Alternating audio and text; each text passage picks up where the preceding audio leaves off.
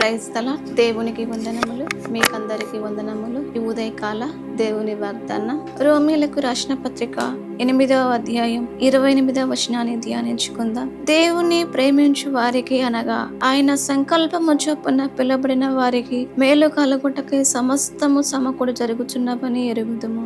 వాక్యంలో చూసినట్లుగా దేవుణ్ణి ప్రేమించు వారికి సమస్తము మేలు కలగై జరుగుతున్నదని మనం చూస్తూ ఉన్నాం. మనము ప్రేమించక ముందే దేవుడు మనల్ని ఎంతోగానో దేవుడు ప్రేమించాడు. మనము దేవుని ప్రేమించాలి. దేవుని ప్రేమించడము అంటే నన్ను ప్రేమించు వారు నా ఆజ్ఞలు గైకొందురని వాక్యంలో సెలవిచ్చినట్లుగా మనము దేవుని ప్రేమించడము అంటే దేవుని ఆజ్ఞలు, దేవుని కట్టలు, విధుల ప్రకారముగా దేవుణ్ణి ప్రేమించాలి. దేవుడు చెప్పిన మాటకు మనము చెప్పిన ప్రకారముగా చేయడం మనము అది దేవుణ్ణి ప్రేమించుట. మనం ఒకరికి ప్రేమిస్తున్నాము అంటే వాళ్ళు చెప్పింది చేస్తాము కదా. అలాగే దేవుడు మనల్ని ప్రేమిస్తూ ఉన్నాడు అంటే దేవుడు మనకు చెప్పినప్పుడు ఏ పని అయినా మనం దేవుడు మనతో చెప్పినప్పుడు మనం చేయడమే దేవుని ప్రేమ.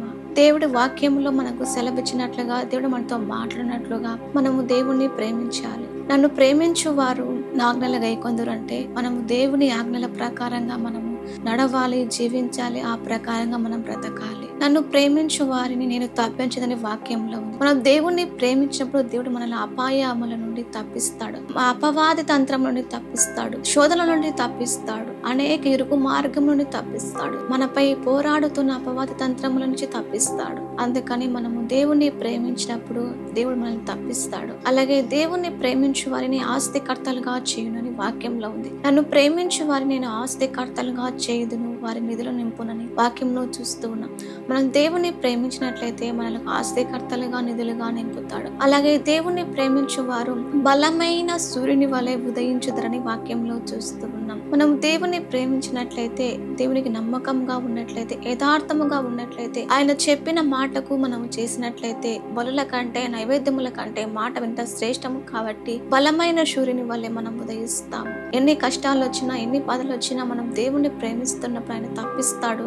సూర్యుని వల్లే ఉదయింపచేస్తాడు. ఒక వెలుగుగా మనల్ని దేవుడు ఉంచుతాడు. మనం దేవుని కొరకు బలమైన కార్యములు చేయగలుగుతాము. దేవుని ప్రేమించే వారికి సమస్తము సమకూడి జరుగుతున్నట్లుగా వాక్యంలో చూస్తూ ఉన్నాం. మనకై మన కొరకు ప్రాణం ఇచ్చి దేవుడు ఎంతగానో సింహాసనం సిల్వకు దిగి వచ్చి మరణం పొందినంతగా మన కొరకు త్యాగము చేశాడు. ఆయన ప్రాణమే ఇచ్చిన దేవుడు మనకు ఏదైనా చెట్టుకు సమర్థుడు, శక్తివంతుడు మన ప్రభు. అందుకని మనము దేవుణ్ణి ప్రేమించినప్పుడు మనము ఇన్ని మేలులు, ఇన్ని ఆశ్చర్యకారులు, అద్భుత కార్యం మనం చూడగలుగుతూ ఉన్నాం. అందుకని మనం మొదటిగా దేవుణ్ణి ప్రేమించాలి. దేవుణ్ణి ప్రేమించినప్పుడు దేవుడు మనకు తప్పక సహాయము చేస్తాడు. దేవుని ఆజ్ఞల ప్రకారంగా మనం జీవించినప్పుడు మనకు దేవుడు మనల్ని గొప్ప చేస్తాడు. దేవుని మాట ప్రకారంగా జీవించి మనల్ని ఆశీర్వదింప చేస్తాడు. దేవుని ప్రేమించి మనల్ని తప్పింప చేస్తాడు. దేవుని ప్రేమించినప్పుడు బలమైన సూర్యుని వల్ల ఉదయింప చేస్తాడు. అలా ఈ వాక్యము ప్రకారంగా మనము దేవుని ప్రేమిస్తే మనల్ని సమస్తము మనకు మేలు కొరకే సహాయము చేస్తాడు. మనము దేవుని ప్రేమించడము అంటే నిజమైన ద్రాక్షవల్లి యేసు తీగలైన మనము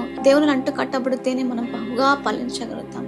దేవునికి వేరుగా ఉండి మనం ఫలించలేము. దేవునికి వేరే మనము జీవించలేము.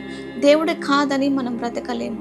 దేవునిలో అంటే ద్రాక్షవల్లి వాక్యములోను దేవుని మాటల్లోను మనం నిలిచినప్పుడు మనం ఆశీర్వదించబడతాము. దేవుణ్ణి ప్రేమిస్తే మనకు సమస్తము సమకూడి జరుగుతాయి. ద్రాక్షవల్లి అయిన యేసయ్య తీగలైన మనము ఆయనలో అంటు కట్టబడినప్పుడే మనం బహుగా ఫలిస్తాం. మనం వేరే అయితే నరకబడి అగ్నిలో పారవేయబడతాం. అందుకని మనము దేవుని ప్రేమించి వాక్యముల ప్రకారంగా, ఆజ్ఞల ప్రకారంగా మనం చేసినప్పుడు మనల్ని దేవుడు గొప్పగా ఆశీర్వదిస్తాడు. దేవుడి వాగ్దానం నెరవేర్చును గాక. ఆమేన్. పరిశుద్ధుడా తండ్రి, నీకు వందనాలు, స్తోత్రాలు ప్రభువా. అయ్యా, నిన్ను ప్రేమిస్తే తండ్రి సమస్తం మా కొరకు సమకూడి జరుగునన్నావు తండ్రి. నాయన వాగ్దానం మా పట్ల నెరవేర్చి సహాయము దయచేయమని యేసు నామములో ప్రార్థిస్తున్నాము తండ్రి. ఆమేన్.